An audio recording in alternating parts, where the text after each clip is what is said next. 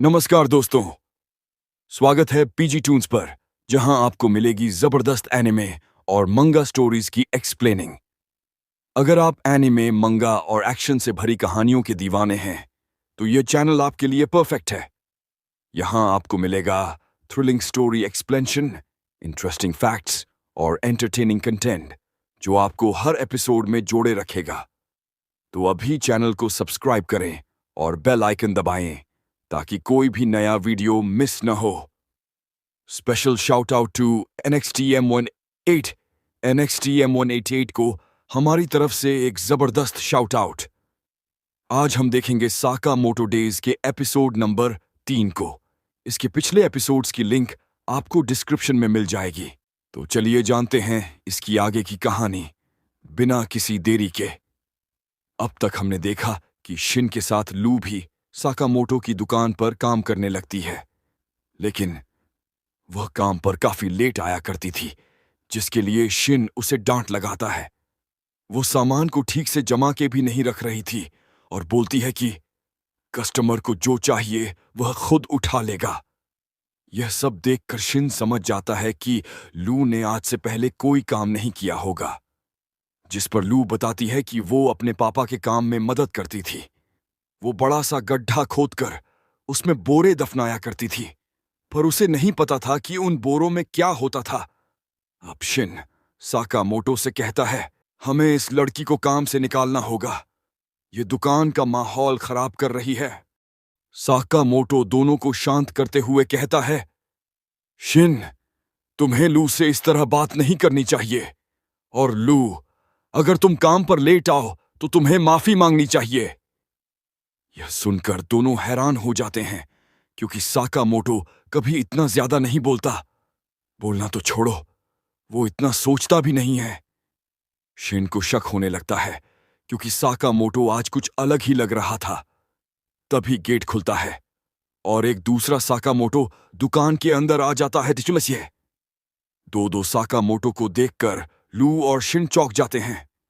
अब यह दूसरा साकामोटो चुपचाप जाकर अपनी कुर्सी पर बैठ जाता है और अखबार पढ़ने लगता है, यानी कि यही असली साकामोटो है।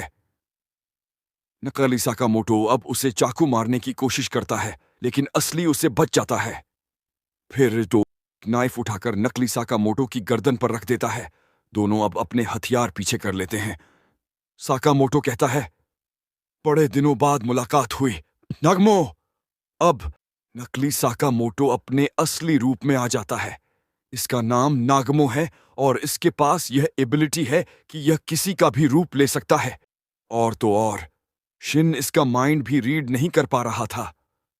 नागमो अब इन दोनों को बुद्धू बनाने के लिए उन पर हंसने लगता है, जिसके लिए वो इसके सिर पर एक लड्डू उगा देते हैं। अब नागमो इन्हें बताता है कि वो सामने वाले सुपरमार्केट में काम करता है और साकामोटो का दोस्त है, और वो सिर्फ 18 साल का है। लेकिन इनके सामने तो कोई सुपरमार्केट था ही नहीं। अब साकामोटो बताता है कि ये एक हिटमैन है, हम साथ काम करते थे और यह 17 साल का है। यानी उसने फिर से लू और शिन से झूठ बोला था। अब वो फिर से उसकी धुलाई करते हैं और एक कुर्सी से बांध देते हैं। अब नागमो बताता है कि साकामोटो के सिर पर इनाम रखा गया है, पूरे 8 बिलियन यन का। लू और शिन को यह बात भी झूठ लगती है, लेकिन नागमो कहता है, यह सच है।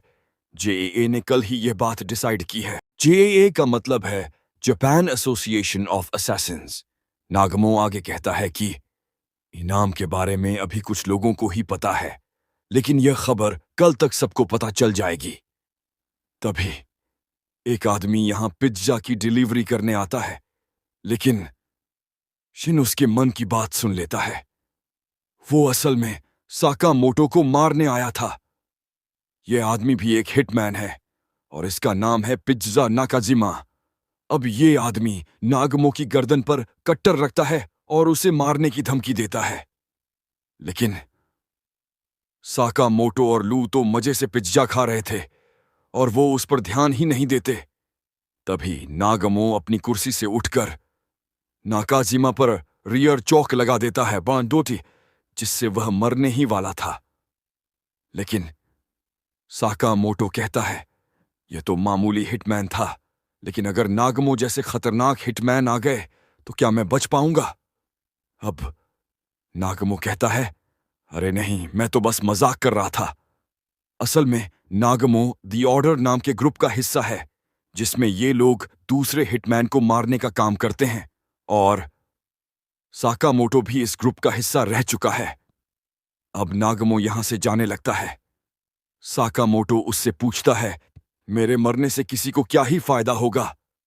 नागमो कहता है, पता नहीं, हमें तो बस मिशन पूरा करने से मतलब होता है। और रिटायर होने के बावजूद साकामोटो ने कुछ माफिया ग्रुप्स की पिटाई की है, जिससे कई लोगों की नजर उस पर पड़ गई है। यह पिज्जा वाला तो नूब था, लेकिन अब इससे भी खतरनाक लोग साकामोटो को मारने आएंगे। इसके बाद नागमो उस पिज्जा वाले को उठाकर यहां से चला जाता है। शिन सोचता है कि क्या वह हमारी साइड था, लेकिन वह गायब हो चुका था। पिज्जा बॉक्स पर एक कैमरा लगा था, जिसके जरिए हिटमैन का एक ग्रुप साकामोटो को देख रहा था। इस ग्रुप का नाम दंदनकाई था। वे बात कर रहे थे कि इस मोटे आदमी पर सच में 8 बिलियन का इनाम है, लेकिन उससे ज्यादा खतरनाक तो नागमो लग रहा था। इनका लीडर कहता है कि साकामोटो को कम नहीं आंकना चाहिए, उसे मारना इतना आसान नहीं होगा, क्योंकि वह ऑन्ड्र ग्रुप का हिस्सा था। बाकी लोग कहते हैं कि ऑन्ड्र तो बस सुनी सुनाई कहानी है और ऐसा कोई ग्रुप नहीं होता। वैसे भी साकामोटो को रिटायर हुए 5 साल हो गए हैं, तो उसे मारना मुश्किल नहीं होगा। तभी साकामोटो कैमरे की तरफ गन पॉइंट करता है और कहता है, अगर तुम मेरा पीछा करते रहे तो मैं तुम्हें नर्क की सैर करवाऊंगा। इतना कहकर वह कैमरे को शूट कर देता है। थीम पार्क में साकामोटो का मिशन। शाम को शिन और साकामोटो बात करते हैं कि उन्हें कुछ दिनों तक छुपकर रहना चाहिए। तभी साकामोटो की वाइफ और बेटी वहां आ जाती हैं। वे अगले दिन के लिए बहुत एक्साइटेड थीं। और तभी साकामोटो को याद आता है कि कल तो उसे दोनों को थीम पार्क में घुमाने ले जाना था। अगले दिन सभी थीम पार्क पहुंचते हैं और अलग अलग राइड्स में बैठते हैं। साकामोटो और लू को राइड्स में बैठने से डर लग रहा था। हाना कहती है कि यह पार्क बहुत बड़ा है और इसमें शुगर बनी नाम का एक मैस्कॉट है, जिसे वह बहुत पसंद करती है। साकामोटो को चिंता थी कि यहां कोई उस पर अटैक न कर दे। शिन लू से कहता है कि उनका आज का मिशन साकामोटो को प्रोटेक्ट करना और उसकी फैमिली को अच्छे से एंजॉय करवाना है। लू पूछती है, इतने सारे लोगों में हमें कैसे पता चलेगा कि दुश्मन कौन है? शिन बताता है कि अभी उनके आसपास कोई दुश्मन नहीं है। वह अपने 30 मीटर की रेडियस तक सभी लोगों के दिमाग को पढ़ सकता है।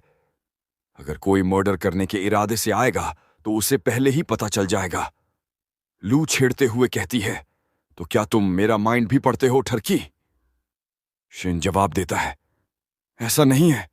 माइंड रीड करने के लिए बहुत कंसंट्रेट करना पड़ता है, जैसे किसी रेडियो का सिग्नल मिलाना हो। थीम पार्क में हमला। अचानक शिन को पता चलता है कि उनकी तरफ एक दुश्मन आ रहा है। वह माइक के जरिए साकामोटो को अलर्ट करता है। यह हिटमैन एक सफाई कर्मी के रूप में आया था, जिसका नाम कुरी था। लू, हाना और ओई का ध्यान भटकाती है ताकि उन्हें इस सब के बारे में पता न चले। कुरी साकामोटो पर हमला करने की कोशिश करता है, लेकिन साकामोटो उसकी ही पेन निकालकर उसे उसकी छाती में घुसेड़ देता है, वो भी बिना देखे। शिन और लू उसकी बॉडी को एक डिब्बे में डालकर वहां से ले जाते हैं और देखते हैं कि साकामोटो ने जानलेवा हमला नहीं किया था, यह आदमी बच जाएगा। दूर से एक और हिटमैन तासु ये सब देख रहा था। वह सोचता है, मुझे साकामोटो तक पहुंचने से पहले शिन का कुछ करना होगा। उसे एक आइडिया आता है, अगर मैं कुछ सोचूंगा ही नहीं तो शिन मेरा माइंड नहीं पढ़ पाएगा। रोलर कोस्टर पर खतरनाक गेम। सभी एक रोलर कोस्टर राइड पर बैठते हैं। लू और शिन सबसे पीछे बैठते हैं ताकि वे सभी पर नजर रख सकें। तासु उनके सामने बैठा था। शिन तो कुछ नहीं समझ पाता, लेकिन लू को तासु पर शक हो जाता है। तासु सोचता है, इतना छुपने के बाद भी मैं पकड़ा गया। शिन तुरंत उसकी यह सोच सुन लेता है और साकामोटो को अलर्ट कर देता है। थीम पार्क में खतरनाक लड़ाई शिन साकामोटो को अलर्ट कर देता है, लेकिन तभी तासू उस पर गोली चला देता है। गोली साकामोटो के चश्मे से टकराकर रुक जाती है, यानी उसने बुलेट प्रूफ चश्मा पहना हुआ था। अब शिन छलांग लगाकर तासू के पास पहुंचता है और उसे पकड़कर रोलर कोस्टर से कूद जाता है। दोनों कोस्टर की पटरी पर जाकर रुकते हैं। शिन तासू से कहता है, साकामोटो आज छुट्टी पर है और मैं ओवरटाइम कर रहा हूं। अब दोनों लड़ने को तैयार हो जाते हैं। तभी रोलर कोस्टर उनकी ओर तेजी से आता है, लेकिन दोनों उस पर से कूदकर बच जाते हैं। जहर से अंधा हुआ शिन तासू अचानक 2 चाकू शिन की ओर फेंकता है।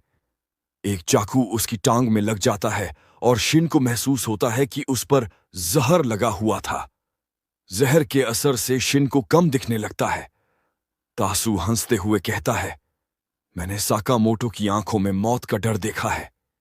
जब इंसान अपनी मौत से डरने लगता है, तब वह कमजोर हो जाता है। शुगर बनी का स्टेज। अब दोनों रोलर कोस्टर पर चढ़कर लड़ने लगते हैं। शिन को ठीक से दिखाई नहीं दे रहा था, जिससे उसे दिक्कत हो रही थी। तभी वह हाना का माइंड रीड करता है, जो सोच रही थी कि शुगर बनी का शो देखने में मजा आएगा। शिन को एक आइडिया आता है। वह तासू को पकड़कर रोलर कोस्टर से छलांग लगा देता है। दोनों शुगर बनी के स्टेज पर गिरते हैं, जहां एक नाटक चल रहा था। शुगर बनी बनाम हिटमैन। इस नाटक में शुगर बनी गुंडे को हरा देता है और अब शिन तुरंत शुगर बनी की कॉस्ट्यूम पहन लेता है। अब दोनों फिर से लड़ने लगते हैं, लेकिन अब ऑडियंस शुगर बनी के लिए चीयर कर रही थी। तासू को समझ नहीं आ रहा था कि शिन बिना देखे इतनी बेहतरीन फाइट कैसे कर रहा है। अब सीन बदलता है। ऑडियंस में साकामोटो और उसकी फैमिली बैठे हुए थे। दरअसल साकामोटो अपने माइंड में शिन को सारी मूव्स बता रहा था कि कब उसे कौन सा पंच मारना है। शिन की तासू पर जबरदस्त जीत। साकामोटो की गाइडेंस पर चलते हुए शिन बिना अपनी आंखें खोले ही तासू की बुरी तरह धुलाई कर देता है। तालियों की गूंज में तासू बेहोश हो जाता है, लेकिन दर्शकों को लगता है कि यह सिर्फ एक नाटक था और वे शुगर बनी के लिए तालियां बजाने लगते हैं। एपिसोड का धमाकेदार अंत। यहीं पर यह एक्शन पैक्ड एपिसोड खत्म हो जाता है। कैसा लगा ये रोमांचक एपिसोड? अगर आपको यह कहानी पसंद आई तो कमेंट करके जरूर बताइए। वीडियो अच्छा लगा हो तो लाइक और शेयर करना ना भूलें। और अगर आप हमारे चैनल पीजी टून्स पर नए हैं तो सब्सक्राइब करें और बेल आइकन जरूर दबाएं। मैं मिलता हूं आपसे अगले धमाकेदार वीडियो में। शुक्रिया।